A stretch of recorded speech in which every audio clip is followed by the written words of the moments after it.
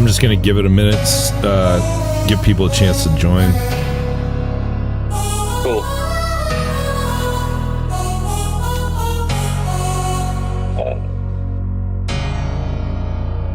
There we go. You can still hear me? Yeah. Okay, cool.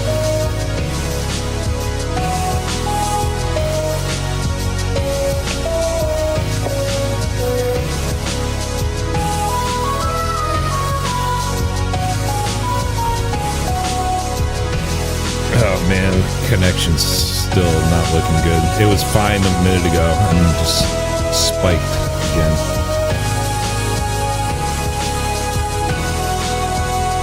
Might be right.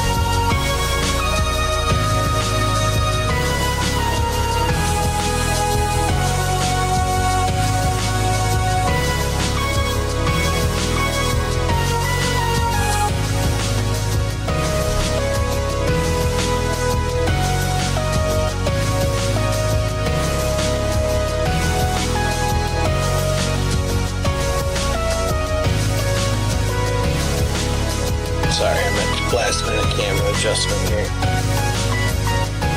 You good, man? Alright.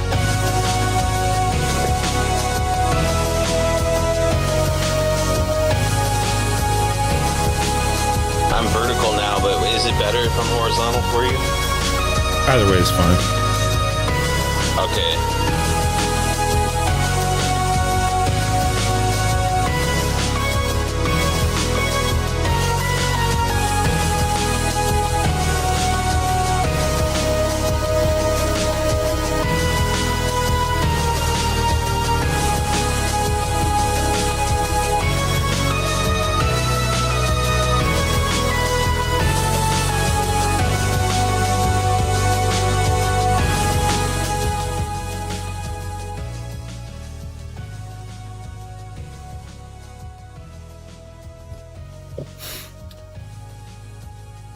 All right, let's get the show on the road.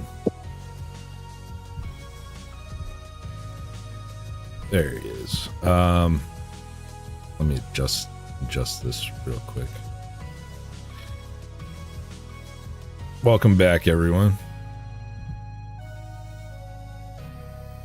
If you were here earlier, sorry about that. I'm doing what I can. I was supposed to be getting new internet by now, and they're slacking on me, so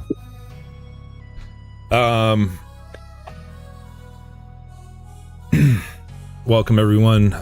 Get Wrecked, Mella, Mr. B, Crambler.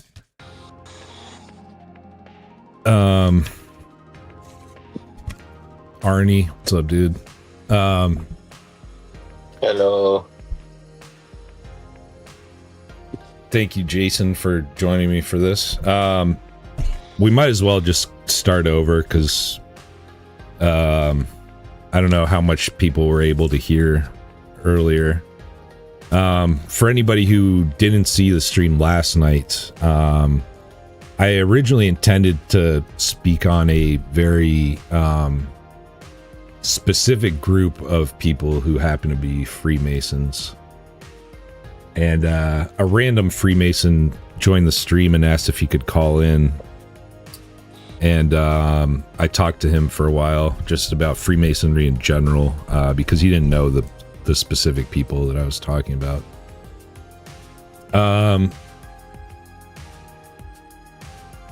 And he was very respectful. So credit to him for that. But I think he was sort of in PR mode. Like, I think he did answer some things truthfully, but not everything that he answered I believed. So Jason's very knowledgeable of this kind of thing, and he wanted to come on, and I'm happy to have him anytime. So we're going to go over some of that stuff. Let's start with some of the things that that guy last night was talking about. one of the things that he kept going back to, I asked him if he thought that it was compatible with Christianity, and he said no, which is honest. But his reasoning for it was a little odd to me. He kept saying that, well, no, because Jesus says that you should pray alone. And I think he's kind of missing the point of what he was referring to. And it's more about not praying in public, not necessarily that you should be praying alone.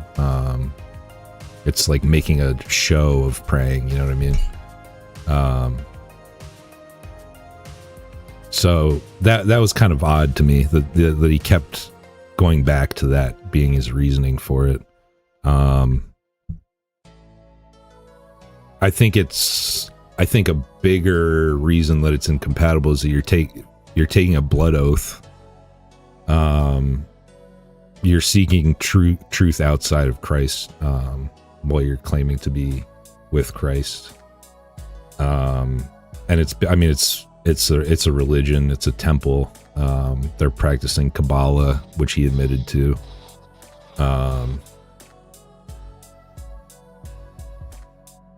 They have their own theology basically, and there's black magic. I would call it theosophy. Yeah, sure, yeah. And I mean, there's black magic involved. There's blood magic involved. There's Solomonic magic involved, which is black magic, essentially. I should have asked him if he believes that stuff is real, that it works. But I wasn't really prepared to talk to a Mason. That wasn't the original intention of the stream, really. Do you have anything to say about any of that before I mention some of the other stuff that he talked about? No, not really. You can get into whatever you want to address. So one of the things I asked him about was the apron, and I tried to talk about this on the last stream, but I don't know if people were able to hear it. So I asked him what the significance of wearing the apron over their crotch is. And he said it was about purity, but it was about keeping your clothes clean when you're doing stonemasonry. And that's not entirely truthful. It's it's about covering your genitalia and the generative principles, and your sexual essence, and that's one of the things that the G stands for, is a generative principle. And it's something that they got from Egyptians, and he was also kind of downplaying the Egyptian aspect of it. If you remember, when I asked him about the obelisks, he did admit that there are obelisks at their Grand Lodges and the Washington Monument and stuff like that. But I think he was kind of downplaying the significance of it and the symbolism of it. It's phallic representation of Osiris's phallus, the Egyptian god. I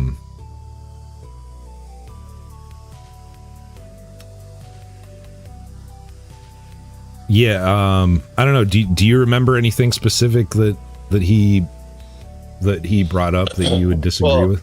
Well, on the apron thing, I do remember him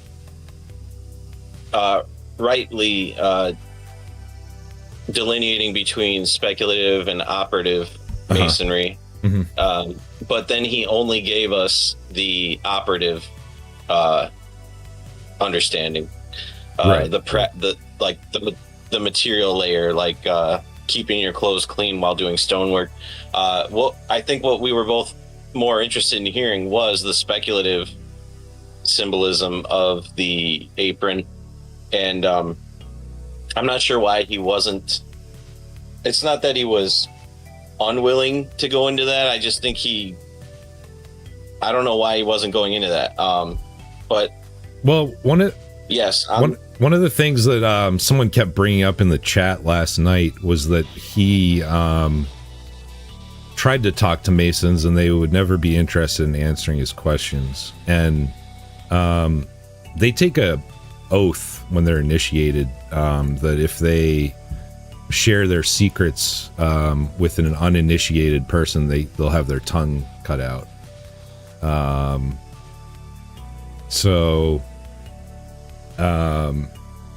Even if a Mason like the guy last night seems like they're being forthcoming, they most likely are not.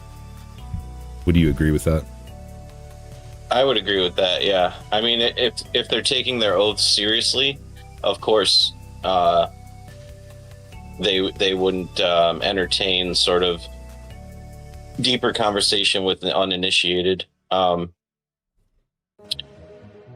yeah, on the generative principle with the obelisks and stuff, they also have the pillars. We also have numerous sort of phallic representations, and it's not necessarily limited to the crass literal ween symbol. I think it represents active principles of energy. So you have the active and the passive. That's why the Washington Monument has the obelisk next to the reflective pool. Right. So you have the active masculine principle, and right next to the feminine passive principle, and they sort of unite in the reflection. Right. So there's, and this is what's interesting about this symbolic stuff. They're always looking at things through this like Gnostic duality. And then it's up to you being intelligent enough to see sort of the invisible combination in the middle. You know what I mean? Right. There's always like an immaterial, and they call it the unseen. So you have the seen polarities. And this is speaking to subjective duality, your external subjective duality. And then taking in those things, it's supposed to go in here and combine into the objective symbol, the unification of the two poles that give you sort of that deeper insight or whatever. Yeah.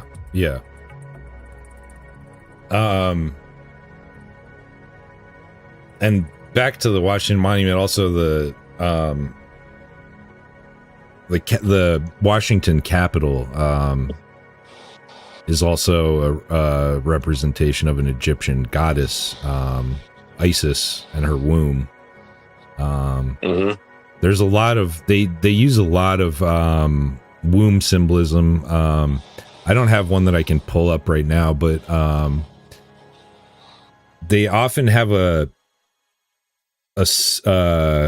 symbol where you see the two pillars and then there's like a dome over top of the two pillars, and the all-seeing eye, and that's sort of, they believe that there's a dome over the earth, sort of like a flat earth theorist, but a little different than that. But it also represents a woman's womb, and the two pillars are like going between her legs, and of course, yes, the duality with the checkered floor. Also, sorry, go ahead. Yeah, upon their in Masonry specifically, they have the Jachin and Boaz, and on the top they'll have the celestial globe and the material globe. And this is speaking to, the heavens and the earth, of course, the realm which we're in, this sort of twofold realm of the human experience. You have this physical material world, you can touch things, they're physical, but then you also have this internal world that you can't touch. I could hold the number 7 in my mind, and a doctor cut my brain open. He's not going to find a number 7, right? So there's like this immaterial conscious realm. So I think that's what this dualistic perspective that they have in their symbolism is supposed to bring you to the realization that you are the thing in between these two. You'll see the pillars with a thing in the middle, and you are the thing in the middle. You are the between this like internal and external realities occurring, and of course some people have beliefs that the internal, we like to think our internal space is wholly ours. There's no one else in there, but then you have people like Carl Jung, etc., who sort of have this idea that it's a universal space, just like we share the external world. It's a universal space. We share the same pool inside as well. We're all tapping into the same pool, if you will. Right. They kind of they sort of believe in a thing that's sort of like it's almost like string theory. I'm sure you've heard about this, where they believe everything has like a vibration, and depending on like if you have two people next to each other, the vibrations are going to change. And it's sort of like if you have like a basketball team and you put like Michael Jordan and Kobe Bryant together, like their vibrations are going to be a certain way, and they like know where to be on the court without actually practicing it or whatever. It's a synchronization. Yeah, right. Let me address some people in the chat real quick, because I didn't get to that yet. Get Wrecked, what's up, dude?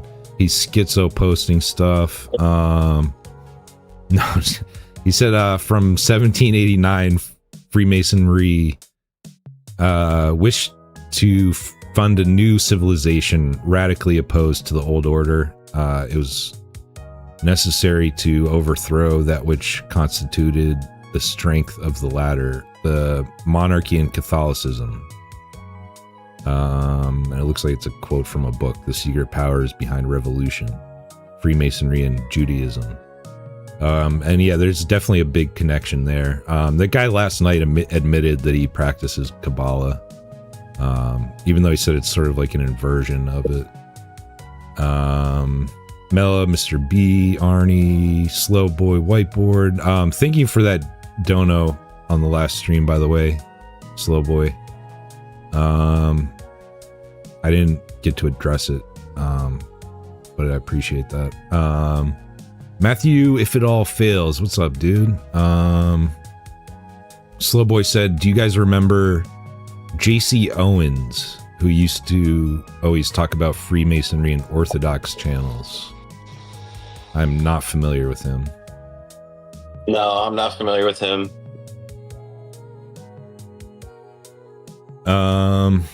Chillax, what's up, dude? All right.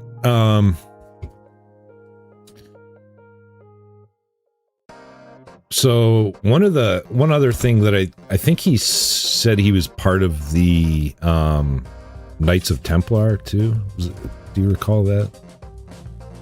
Did that guy last night say that?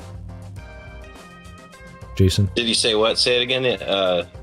Your voice was roboted for me. Oh shit! Sorry. No, it's okay. It was just for a couple seconds. My connection seems okay. Do you recall him saying that he was part of the Knights Templar?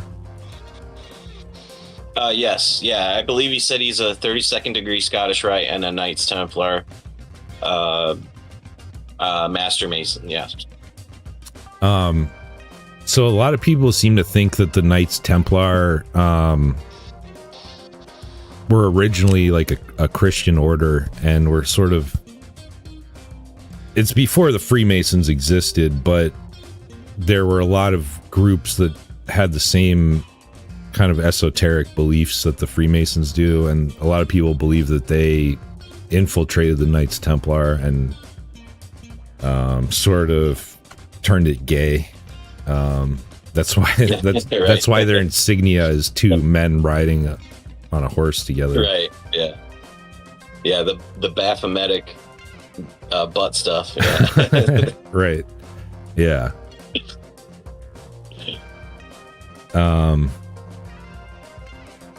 Yeah. From what I understand, the Templars sort of came to prominence during the Crusades with their essentially as like a security force for Christian pilgrimages to Jerusalem. And if anyone's seen that movie Kingdom of Heaven, there's a little bit of historical truth to the portrayal of the Templars in that film. Isn't that what if you remember that film? Isn't that what your profile picture's from on YouTube? Yeah, yeah. King Baldwin the Fourth. Yeah, yeah. The King Baldwin was, if you've seen that movie, he was hanging Templars because they were a corrupt organization and they were encroaching on his throne. And of course, he's dying of leprosy, so he sort of was seeing the future. Like, if I go, these guys are definitely taking over, which does happen. And of course, as soon as the Templars take over, Jerusalem falls to the Muslims. Right. So it was an interesting that they included those aspects in that film. But yeah, just because they have red crosses on their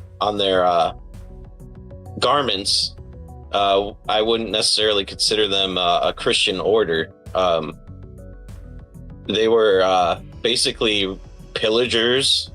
They were literally just sort of a mercenary force, like with a lot of standing armies or mercenary type forces, they see no reason to obey any higher authority because they're the muscle. So might makes right for them. They'll just, take over whatever they want.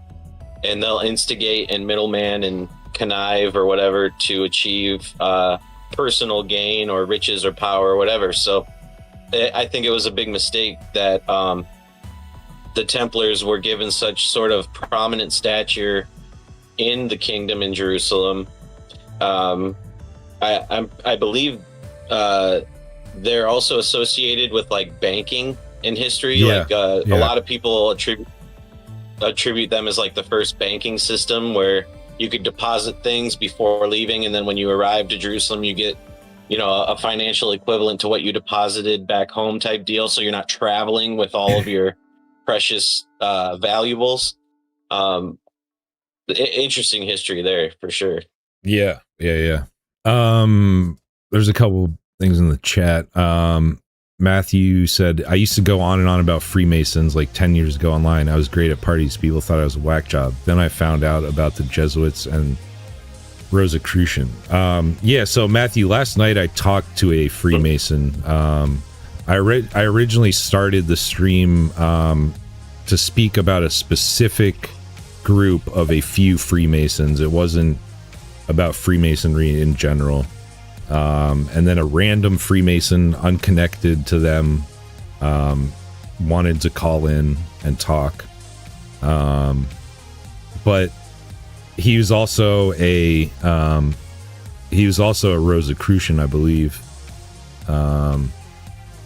And a lot of those groups claimed he was fraternity of the Rosy Cross. Yeah. Right. Yeah. A lot of those groups hold very similar beliefs, and they're all connected. And a lot of those people are,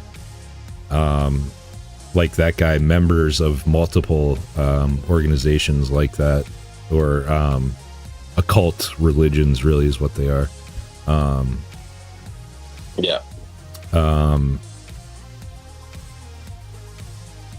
Even stuff like we can get into it in a little bit, but like like the Shriners and the Order of the Royal Order of Jesters, they're all Freemasons as well. Slowboy Whiteboard said, did either of you guys ever read Michael Witkoff's book On the Masons and Their Lies? No. That sounds really familiar. No, I never read his book. But I'm familiar with Michael, of course. Yeah. I think I might have seen somebody talking about that book. I'm not sure exactly. I haven't really. I have looked into this stuff a lot in the past, but I wouldn't call myself like an expert on it by any means or anything like that, and it's been quite a while.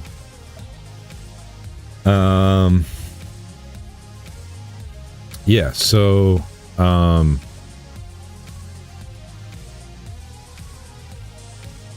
mean, even stuff like it's not just these occult fraternal orders that are connected. I mean, even stuff like Judaism and Islam are connected to it in ways, you know, like the Saturn sex magic, right? Like the cube, black cube, Mecca, they all circle the black cube. The Jews wear the cube on their forehead. It all kind of circles back to the same occultist kind of stuff, and it's always it's always about sex and penises and every single one of them. And I mean, Solomon, they're big on King Solomon, and he practiced sex magic and had 500 concubines, and so, and I mean, there's a lot of connections to witchcraft too, and black magic, spirit cooking, all that crap. Mural of Makkah in one of their oldest lodges. Interesting.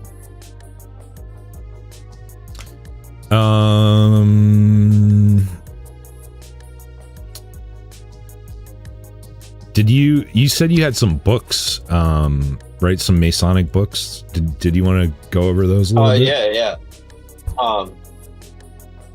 Yes, this was sort of an old hobby of mine before I became a Christian, and I probably should have just thrown all these away, of course, but I like to understand symbolism and sort of know thy enemy type deal. But I have so this is when you enter the Blue Lodge in Masonry, which is the first 3 degrees. You have Apprentice, Fellowcraft, and Master Mason. This is the 2nd degree Fellowcraft little booklet they would have given you. This book right here is from 1931. And it covers, at each level they introduce you to concepts. So this one includes things like the cable tow, the Grand Lodge working tools, the 2 pillars, the globes, the winding stairs, the number 3, worshipful master, architecture, the number 5, the 5 senses, the number 7, the 7 liberal arts and sciences, the letter G, and then a little bit of history on the Grand Lodge. But it's interesting to read through this because, especially an older copy, not a modern version where they may have altered it, you get to see how they interpret these concepts and why they're part of their esoteric structure of belief. And of course, all these things are like I mentioned earlier on the other stream, understanding all this esoteric stuff, it really doesn't, it doesn't help you in the material life. I mean, it gives you sort of a deeper perspective on interpretation of phenomena and structures and things, and it can inform how you look at the world, which I guess could inform how you behave in the world, having this interpretive layered structure to draw upon. However, like I said before, you could spend, your whole entire life going through this labyrinth of esoterica, and on your deathbed, you're going to go, dang, man, I should have spent more time with my kids, or Right. I should have. I wish I would have lived in the town I liked best, or so. Like this is purely immaterial, intellectual. Forgive my language, masturbatory stuff. It's Right. kind of tangential. It might enrich you in some ways if this is what you're interested in or whatever.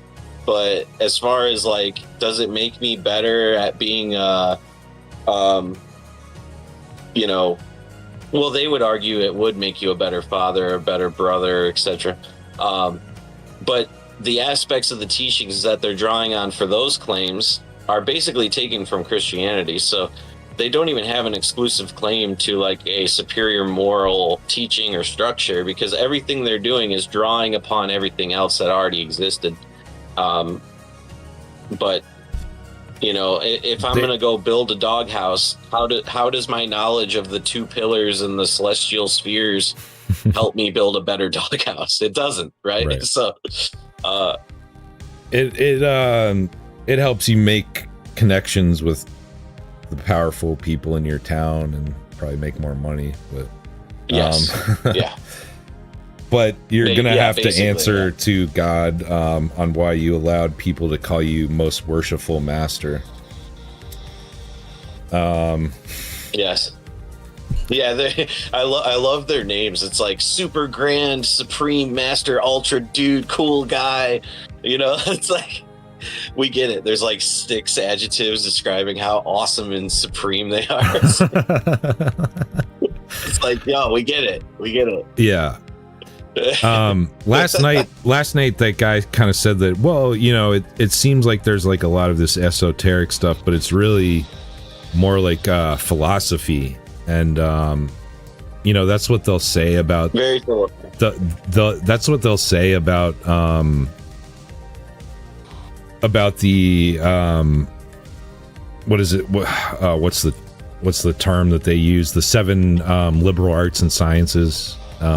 They claim that it's like philosophy and that kind of thing, but it's really more like Phoenician spellcraft, really. Yeah, they call it the noble something. Hang on. Here, let me turn on my light real quick. Yeah, sure, go ahead. One sec. You're getting kind of dark anyway. Looks like it's getting dark there. Yeah, the sun's going down. Sun's going down on the Midwest, y'all. What's up, Rinky Dink? Good to see you, dude. I saw you in the one earlier, but crapped out on me. We got Tony in the chat. What's up, Tony? Get Rex Scrub said penile masonry energies. Yeah.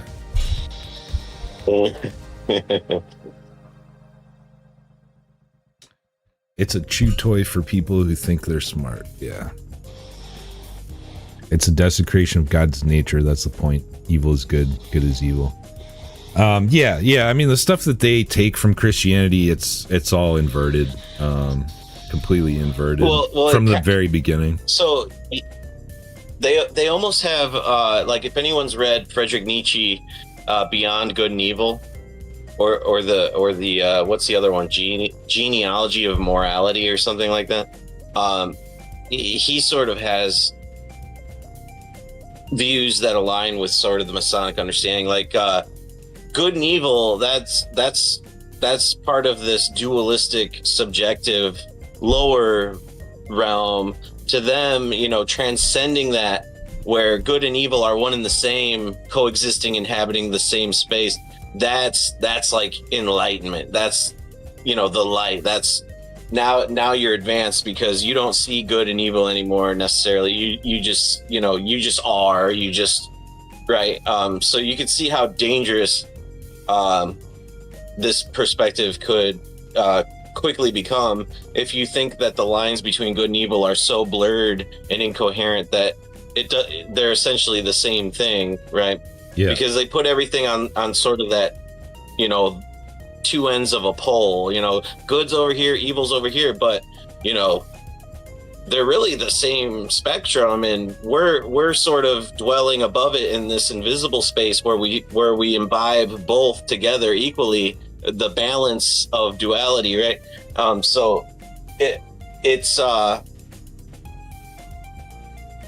obvious error, and no wonder, you know, the fruits of these systems and the men who believe in these systems are what they are, right? Yeah. One thing I wanted to mention while I'm thinking of it, I think I see a lot of people say that, you know, like these lower degree Masons, aren't really aware of what they're talking about. And the guy last night mentioned several times that, oh, that's not actually taught in our degrees. A lot of what they're learning in their degrees, their like required learning, is how to start a lodge or how to run a lodge.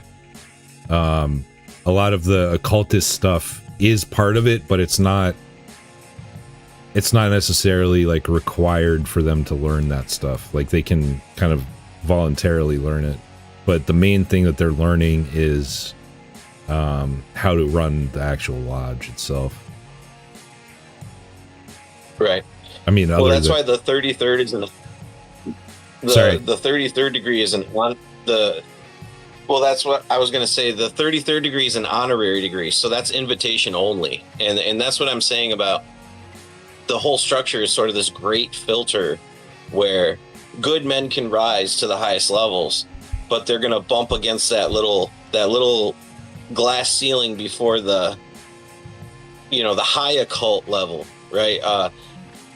And of course, I'm not denying there's probably wonderful people who are Masons, who are great men in their communities, loving, caring, nice, wonderful people, whatever. But the highest circles, they're looking at candidates navigating this labyrinth they've laid out, and they're identifying the most adept, the most crafty, the most intelligent, the most caring, the most generous, and they're sort of leading them through according to where they're going to be able to position that man best to suit their grand scheme, right? So this guy here, he would make a really good politician. This guy here, he'd be a great chief of police. This guy here, he's really good at symbolism and esoterica. We're going to bring him in on the occult stuff. This, you know what I'm saying? That's how I view it. And that's how it seems to work, right? And the 33rd degree being honorary degree, a 33rd degree Mason in most cases doesn't even have to be a Mason up before then. Like Manly P. Hall, I believe, was just honorarily given 33rd degree Mason. He wasn't even he didn't even go through like the Blue Lodges or anything. And don't quote me on that. That might, I'm not 100% on that, but I know there are examples of 33rd degree Masons who they weren't initiated and brought through like everyone else. They were just identified by the organization. I think you're right about that. Wasn't Manly P. Hall though like part of Thelema and some other stuff too though? I'm not positive. It's interesting. I only know him as a 33rd degree Mason. This is probably the most complete informative of his works. Manly P. Hall, Secret Teachings of All Ages.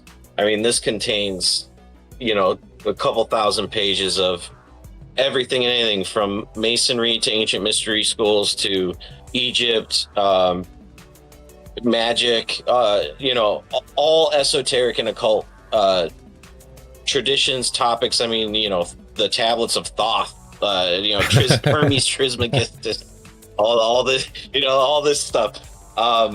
So I don't know. I mean, this is the thing. At the end of the day, all of these occult traditions, mystery schools, pagan sects, whatever you want to call it, they're all using the same. It's all the same. It's just they're using different storytelling devices, right? The Masons have this idea of the temple and the bricks and the stonemason metaphors. But then you go to Druids and they're talking more about botany, metaphors of botany and plant growth and animals, and so they're all applying the same symbolic techniques of metaphor, where whether it's Hermeticism, whether it doesn't matter what it is, Thelema, OTO, Golden Dawn, it's all Masonry, Theosophy, it's all just like slushing around together, and basically you have people sort of wanting to create their own thing, right?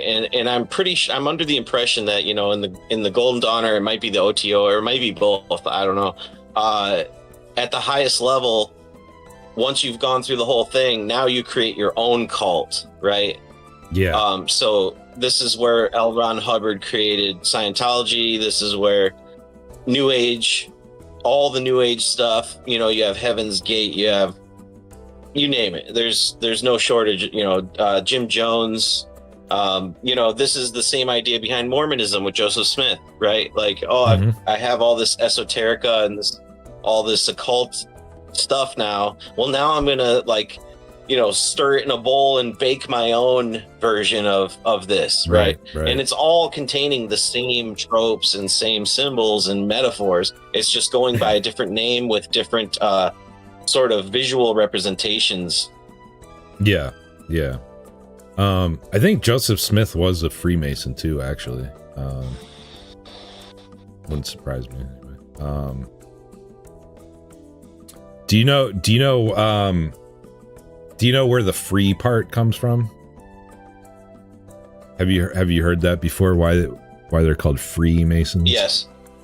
I think yeah. I think it goes back to the building of the Temple of Solomon. If they completed their work, they were free to travel, and that's why they're also called traveling men. Yes. Okay. Yeah. I vaguely remembered that, but I wasn't positive if I got it right. Is there anything else in that book that's worth talking about? I mean, if you want to talk about anything in particular, I can go to that section. Like, if you want, we can look at the letter G. Yeah, let's do that. All right, so this is what this official book says. Its first reference is to the first and noblest of the sciences, geometry. Geometry, the fifth of the 7 liberal arts and sciences, and astronomy, the 7th science, are so much a part of each other that it is difficult to consider them separately. Indeed, the ritual of the letter G is as much concerned with the study of the heavens as of the science of measurement alone. We hear, and then this is a quote from one of their rituals, by it we discover the power, the wisdom, and the goodness of the grand artificer of the universe, and view with delight the wonderful proportions of this vast machine. So this is very deist, right? It's just a huge clockwork, guys, you know. By it we discover how the planets move in their respective orbits and demonstrate their various revolutions. Numberless worlds are all around us, all framed by the same divine artist, which roll through the vast expanse, controlled by the same unerring law. It is difficult to visualize the vital importance of the heavens to early men. We can hardly conceive of their terror of the eclipse and the comet, or sense their veneration for the sun and his bride, the moon. We are too well educated. Hubris much, right? we're just way too smart, guys. We know too much about the proportions which connect this vast machine. Wow. The astronomer has pushed back the frontiers of his science beyond the comprehension of most of us. The questions which occur as a result of unaided visual observations have all been answered. We have substituted facts for fancies regarding the sun, the moon, the solar system, the comet, and the eclipse. Albert Pike says, we cannot, even in the remotest degree, feel, though we may partially and imperfectly imagine, how those great, primitive, simple-hearted children of nature felt in regard to the starry hosts. There upon the slopes of the Himalayas, on the Chaldean plains, in the Persian and Median deserts, and upon the banks of the great strange river, the Nile. To them, the universe was alive, instinct with forces and powers, mysterious and beyond their comprehension. To them, it was no machine and no great system of clockwork, but a great live creature in sympathy with, or inimical, I don't know, to man. To them, all was mystery and a miracle, and the stars flashing overhead spoke to their hearts almost in an audible language. Jupiter, with its kingly splendors, was the emperor of the starry legions. Venus looked lovingly on the earth and blessed it. Mars, with his crimson fires, threatened war and misfortune, and Saturn, cold and grave, chilled and repelled them. The ever-changing moon, faithful companion to the sun, was a constant miracle and wonder. The sun himself, the visible emblem of the creative and generative power. To them, the earth was a great plain, over which the sun, the moon, and the planets revolved, its servants framed to give it light. Of the stars, some were beneficent. Sorry, guys. Of the stars, some were beneficent existences that brought with them springtime and fruits and flowers. Some faithful sentinels advising them to coming inundation of the season of storm and of deadly winds. Some heralds of evil, which steadily foretelling they seemed to cause. To them, the eclipses were portents of evil, and their causes hidden in mystery and supernatural. The regular returns of the stars and comings of Arcturus, Orion, Sirius, and Pleiades, and Aldebaran, and the journeying of the sun were voluntary and not mechanical to them. What wonder that astronomy became to them the most important of sciences, that those who learned it became rulers, and that vast edifices, the pyramids, the Tower or Temple of Bel, and the other like erections elsewhere in the East, were builded for astronomical purposes. And what wonder that, in their great childlike simplicity, they worshipped light, the sun, the planets, and the stars, and personified them, and eagerly believed in the histories invented for them. In that age, when the capacity for belief was infinite, as indeed, if we but reflect, it still is and ever will be. I'm not sure how the letter G got into like astronomy and Albert Pike waxing poetic about planets or whatever, but well, it's yeah. sacred geometry and yeah. I guess they're talking about sort of the mathematical measuring of these cosmic movements or whatever. But some other books I have here too. This is the Rosicrucian Cosmoconception by Max Heindel. Whoa. Heindel. This is from 1929. Very old book. But this is interesting because so when we're talking about Masonry, we're basically talking about the same stuff as, you might recognize this ugly Helena wildebeest. Blavatsky, nasty wildebeest. Theosophy. Mm-hmm. So Theosophy, Rosicrucianism, Masonry, all one and the same, essentially. And I think that those things combine to create like a proto one world religion. And interestingly, one of the obscure books, more recent, I believe this came out in the 1950s. I think this is a strong candidate for what they're going to roll out as the one world religion. The Urantia book. And you'll notice it's the same blue color scheme as the Masonic stuff. Mm-hmm. So this is like Blue Lodge coded. But when you look into this, if anyone's familiar with Mormonism, highly Masonic, and it's basically like cosmic Christianity. It sort of expands the idea of our Christian perspective, or I should say not our, pseudo-Christian perspective onto sort of a cosmic grand scale where there's planets and populating universes, etc.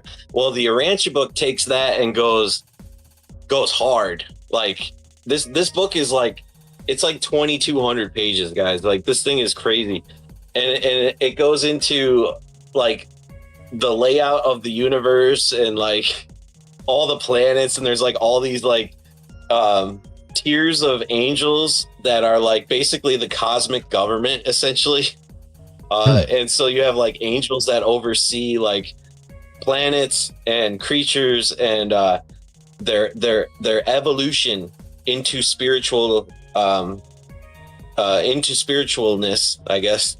And they have this idea that as you die and are reborn on the next planet, you know, it's like a video game structure. Like, you know, you live your life on Earth, and you develop, and then you die, and then the next planet is a higher sphere level.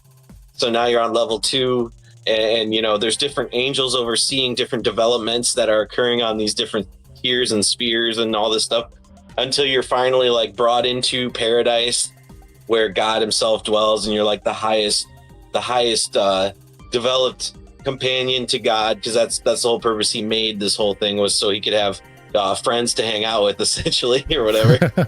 but very of course, that's I'm not wild. Recommending any of this, but if for people interested, like if you haven't read any, like it's wild, man. It's so out there, and like look, 2,200 pages.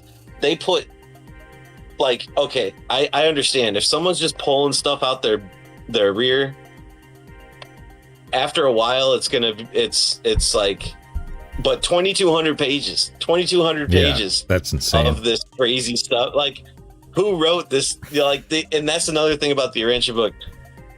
There's lore as far as how it came to be, and of course it's shrouded in mystery. It's supposed to be like this mystical deposit from the spirit, you know, and it was probably just like rich weirdos channeling or doing seances or something, and they claim to be in communication with like angels and entities that are telling them all of this lore and history and layout, and they compiled all their conversations with these channeled conversations or whatever, and that's what became the Urantia book.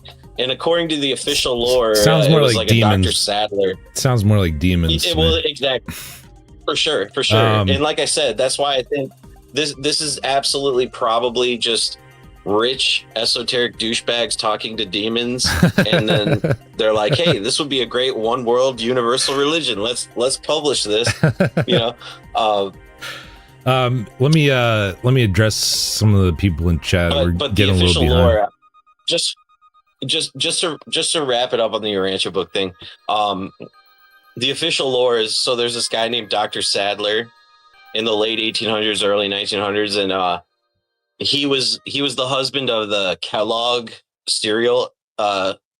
I forget his first name, but the Kellogg's, his niece or something. She was like an heiress, or a daughter. She was an heiress to the Kellogg fortune, and she was really into like the late 1800s, early 1900s American spiritism and theosophy and all that. And so she marries Dr. Sadler, who's a psychiatrist. Okay, so you see how all these things are aligning now, right? Usual suspects. So she funded his project of talking to what they call the sleeping patient. So allegedly there was this man in the same apartment building that Kellogg and Sadler were living in. This woman would come to Dr. Sadler and say, my husband, he's talking in his sleep. I can't wake him up. He won't respond. I don't know what to do. So he started observing this person sleep talking. They would talk in their sleep. And so he started taking notes on the stuff this guy was talking about, and he couldn't understand it. So he took it to some of his colleagues who were experts in religious studies and anthropology and science.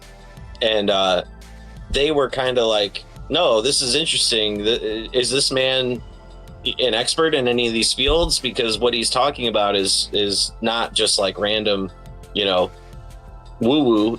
He's, you know, they're referring to scientific truths and religious history and things that these experts, quote unquote, were privy to. So they were like, well, we would like to talk to this man. So all these people come together, they form a council, and they observe the sleeping man talking in his sleep. And then they even, when he was awake, they would feed him questions. So when he would go to sleep that night, the voice would answer the questions they gave him. So of course, this is like seance boo boo or whatever, but this is the lore of the Urantia book.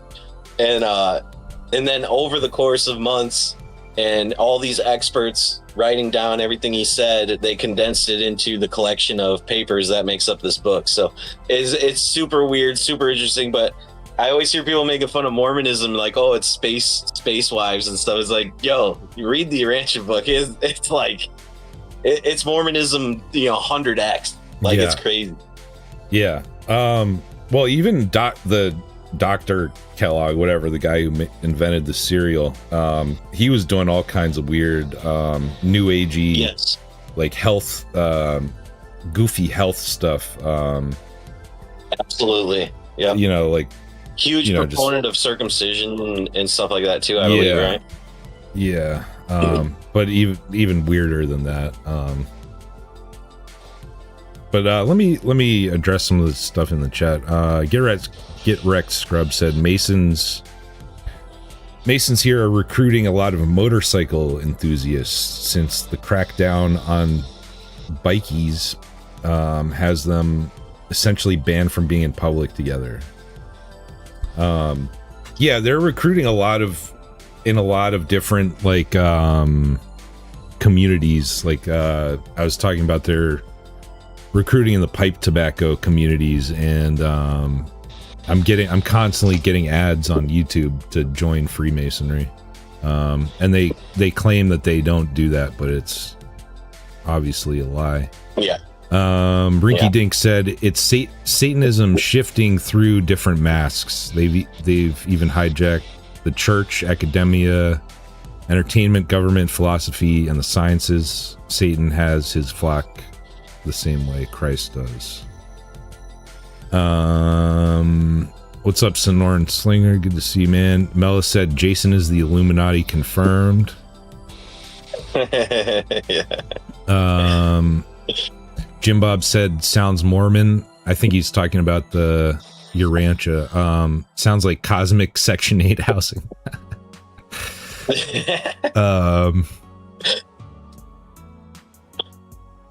Yeah. Yeah, the Urantia books, even though it's been out since 1950, it's still very obscure because they don't organize in the sense that they have it's a spiritual, not religious organization. So they don't have churches, they don't have fraternities. It's purely just a book out there, and typically people in like New Age or metaphysics sections, occult book sections will find it. The only so how I discovered it, how I even knew it was a thing is Cher's son. So the diva Cher, her son Elijah Blue, the son of Greg Allman and Cher, he would mention it a lot in his interviews. And I was like, what's the Urantia book? And then when you listen to his band, his music, there's like lyrics referring to Urantia and stuff, and I'm like, what is this Urantia stuff? And then when you look at their like music videos or their album art, he'll incorporate like the symbol for the Urantia book is like 3 concentric circles. Okay. And he would have that emblem, and so that's the only reason I even knew it existed. And then one day I'm at a Half Price Books like 14 years ago or something, and I seen like 6 copies of the Urantia book. I'm like, oh, there's that book. I'm gonna buy one. It was like $2, and so that's the only reason I know about it. But I started reading it. I was just like, wow, the degree of dude, it's insane. Like how much effort they put into this thing. Like, oh my gosh. That's crazy. They had 6 copies. Wow. Oh yeah. Yeah. Well, I think now you can probably buy it on Amazon or something. I'm sure they have updated versions. The one I have is from like 1960. So.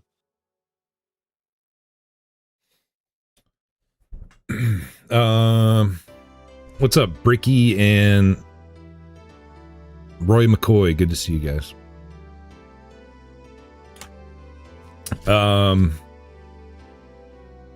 Yeah, I don't know. Let me see.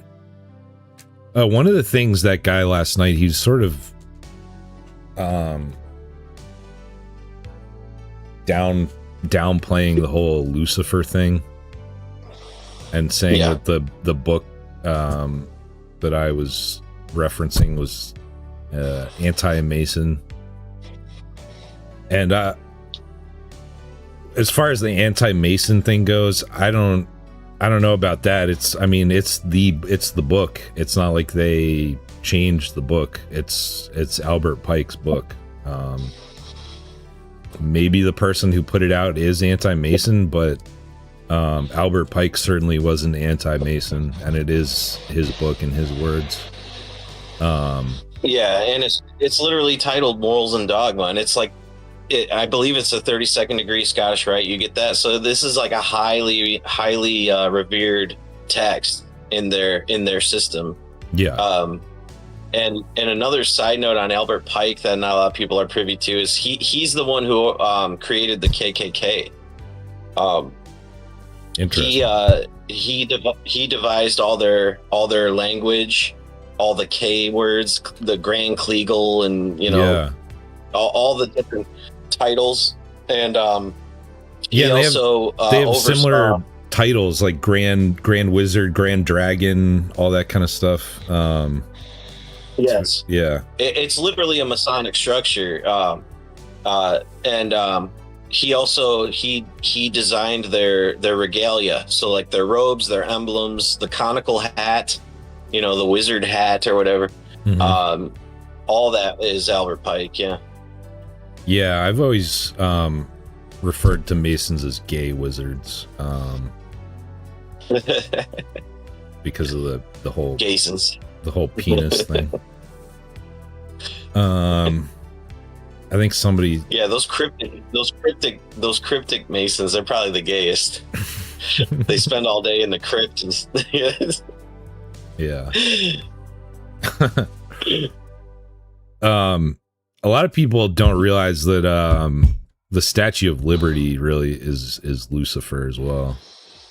The light bearer holding the torch. The first libertarian was Lucifer for sure. Yeah. I believe, the Statue of Liberty and the Washington, D.C. street layouts were both from French Masonic architects. One of them, I think, later they said he wasn't a Mason, but obviously Masonic symbolism happening. I think the guy who did the DC layout, I think he wasn't officially a Mason, but he obviously was doing a job for the Masonic government of America and was using Masonic symbols. That's why the owl and the pyramid and all that's in the street layouts and everything. Yeah, it's a big pentagram as well.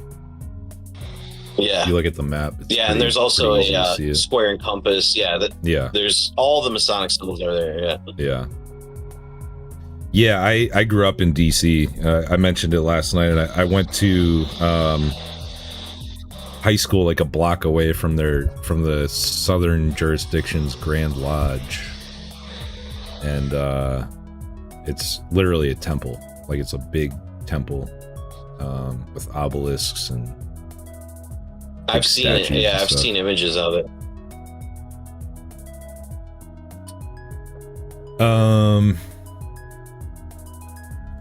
Let me check out my notes, see if there's anything else.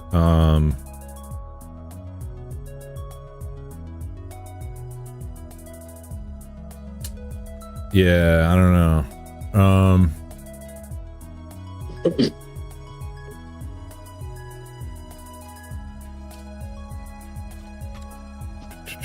Yeah, I think that's mostly what I had to go over. I don't know. Is there anything else that you wanted to get into?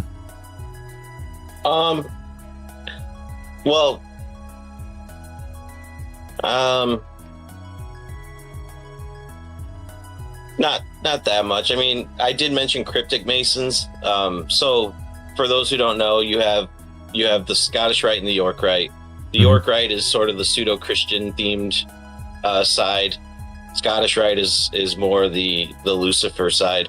And of course they're playing on this idea that Christ and Lucifer are sort of two ends of the same spectrum, and both are necessary for a balance. And this is the whole idea of the square and compass, of precise measurement. So everything has to have an equal measure. So this is why the checkerboard floor, the dualistic checkerboard floor, you walk upon the white and black equally, right? So you have it's sort of like if you've ever seen occult images, well, they'll have like a human figure and he's split down the middle, and one foot is in this world and the other foot's in that world. It's sort of this idea that for the trueness and the wholeness and the transcending of the duality, you have to embrace both. You have to be more good and more evil than a normie, right?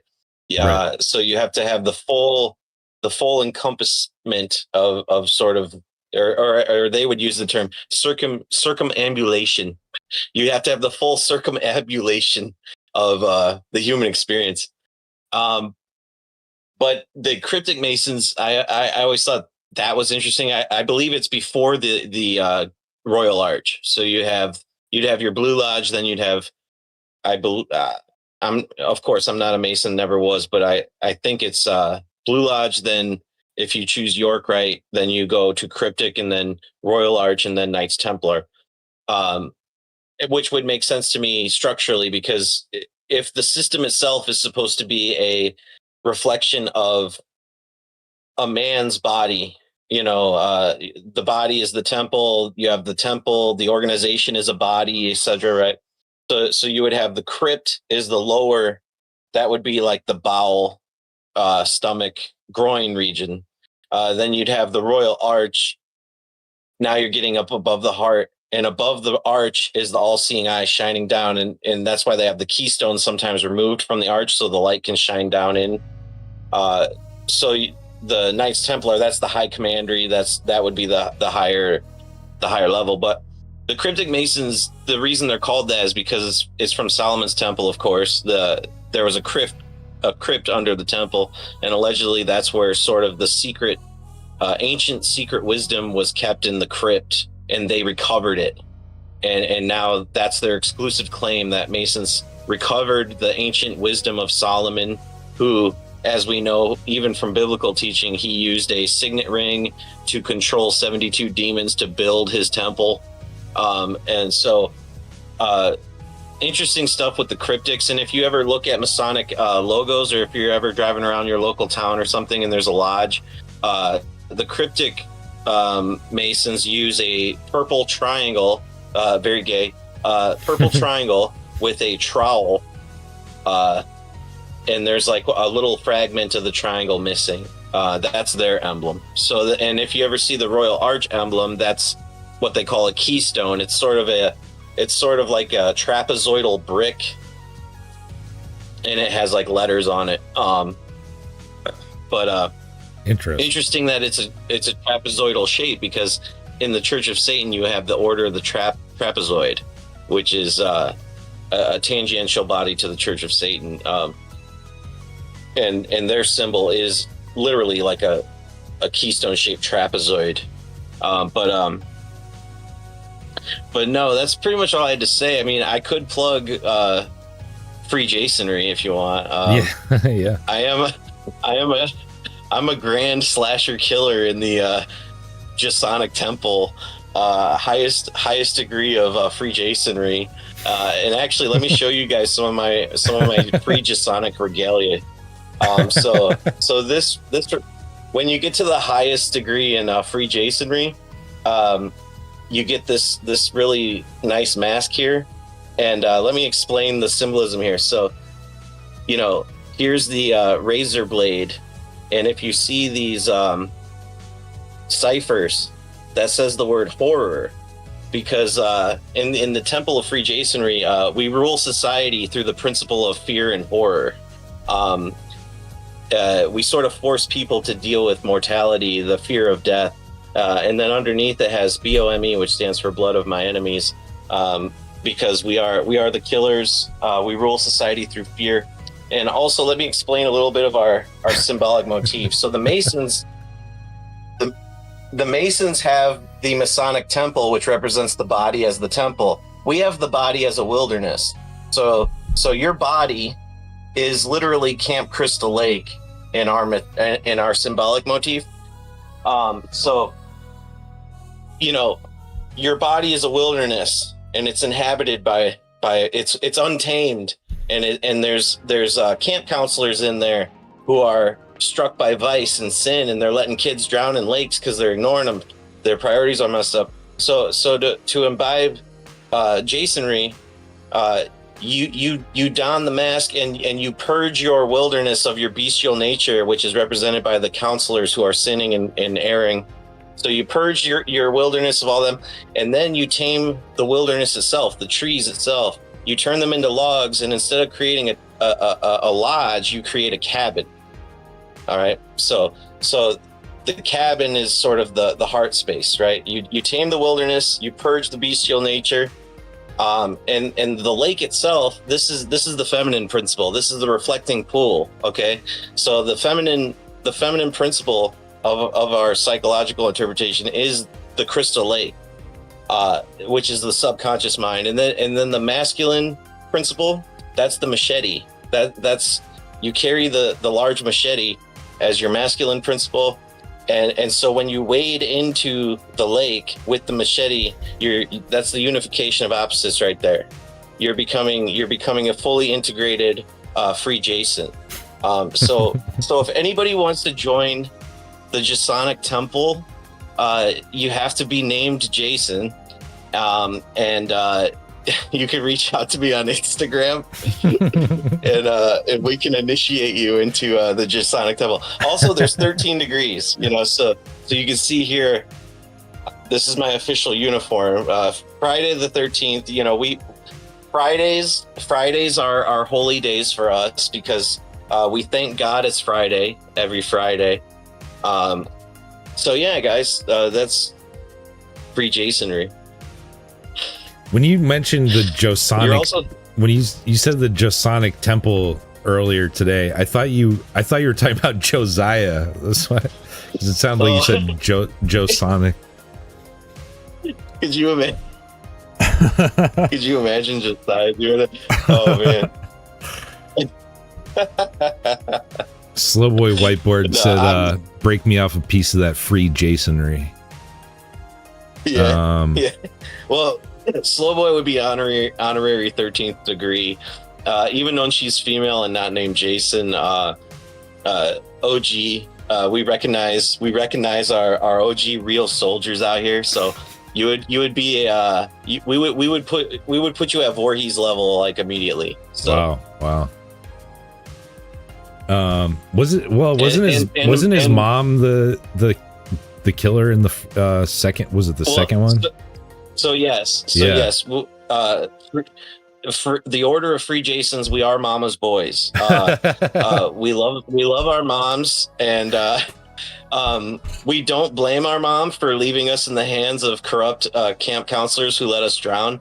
But it was actually for our greater spiritual good, because our drowning and resurrection, that was our baptism. Okay, so we drowned in the lake, but we were resurrected by our mother's lamentation and her seeking revenge. So her blood sacrifice of the people who let us drown that's our spiritual resurrection into enlightenment. So yes, we honor our mothers. We're Mama's boys, and that's why we welcome based high-ranking women into free Jasonry. Hell yeah. Good stuff. Get Rex Scrub is quoting Jesse Lee Peterson. You have to forgive your mother.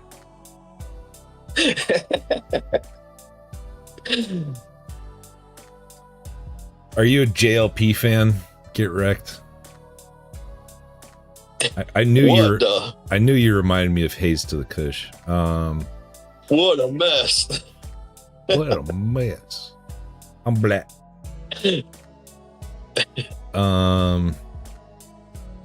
I hope Tony goes on there. That'll be absolutely insane.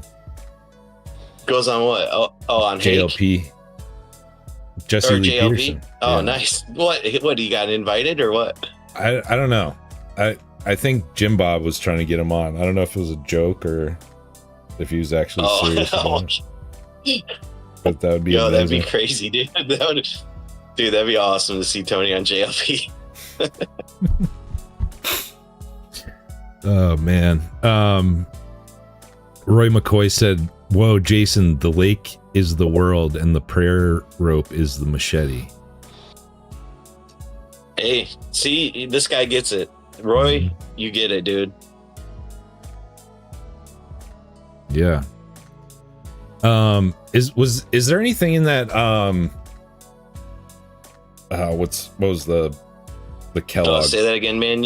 Your voice just cut out for me. What was the Kellogg book called again?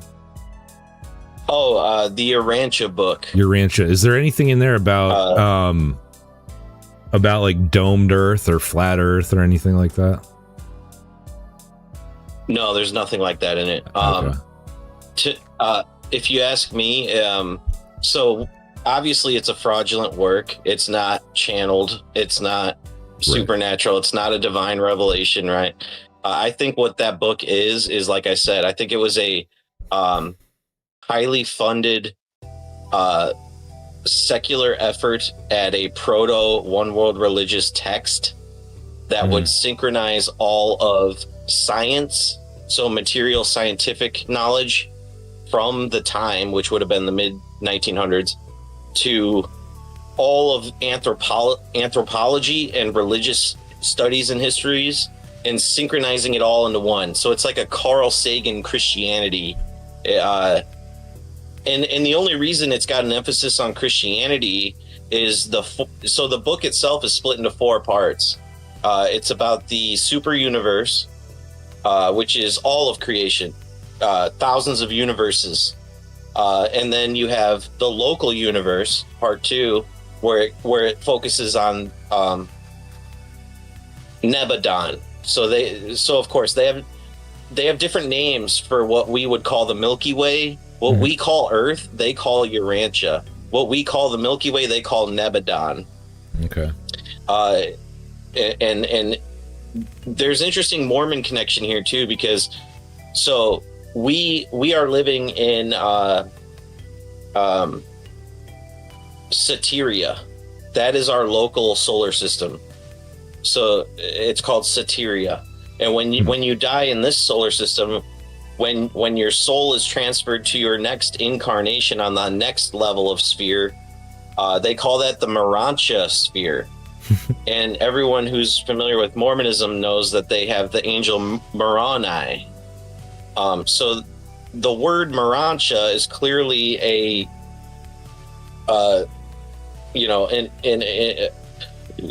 reference to Moroni. And that's why in Mormonism, and I've even asked Provo, we all know Provo's our favorite Mormon guy.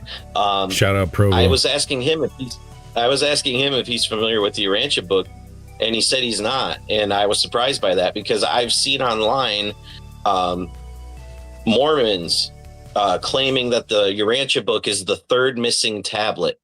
Because if anyone's familiar with the Mormon stuff, Joseph Smith allegedly originally had 3 divine tablets given to him by Moroni, but he lost the 3rd, so there's only 2, and that's the Book of Mormon. So a lot of people are claiming the Urantia book is the 3rd lost tablet, and the reason it was lost back then is because society and mankind wasn't ready for it yet.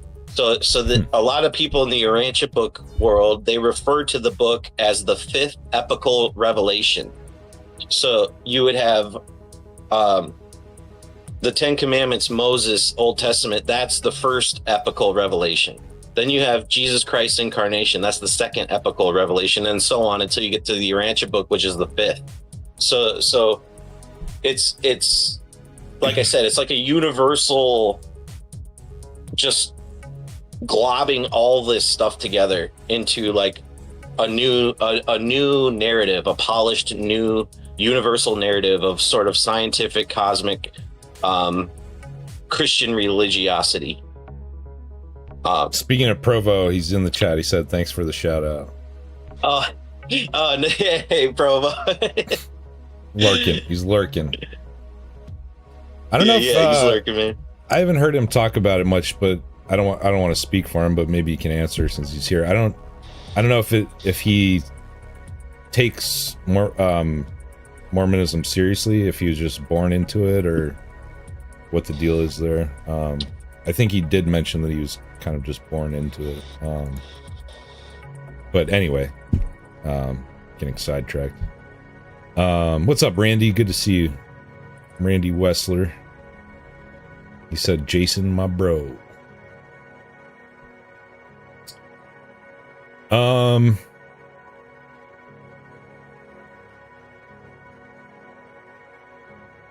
Yeah, I don't know. I don't really have anything else to go over.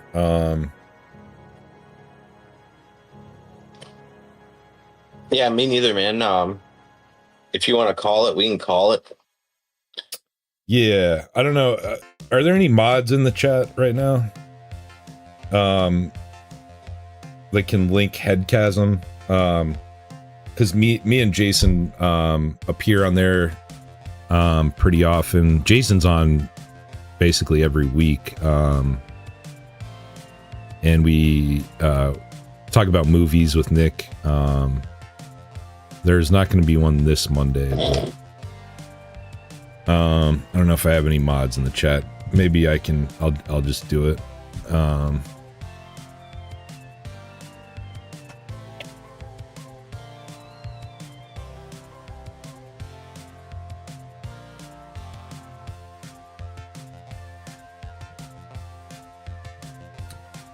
So yeah, go sub here, guys. If you want to see more Jason.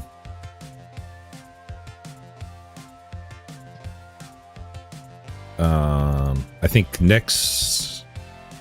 not this coming Monday, but next Monday, we're going to be doing Lonesome Dove. I don't know if I'm going to be part of that one, because I don't know if I can sit through a 6-hour Western movie. But have you watched that one yet? I've only watched the first installment. I believe it's 5 one-hour installments. I've only watched the first hour of it so far. Okay. Yeah, so thank you guys for hanging out with us. Jason and I might actually do some more like esoteric kind of streams sometime about movies as well, but some of the movies that are a little too weird to pick for Headchasm. Some cult movies that have a lot of esoteric stuff in them. So yeah, God bless you guys. Thanks for hanging out. Have a great night. Go to church tomorrow. Yeah, good night. See you guys.